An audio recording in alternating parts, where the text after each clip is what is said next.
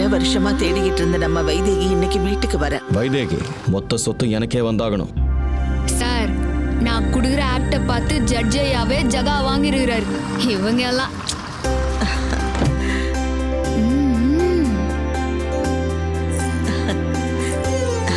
என்ன ஆசீர்வாதம் பண்ணுங்க. நல்ல இருமா பாட்டி.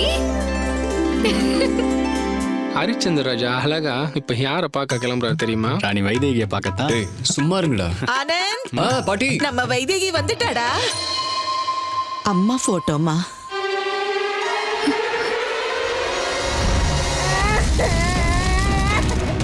வைதேகி, மாலையை போடுமா.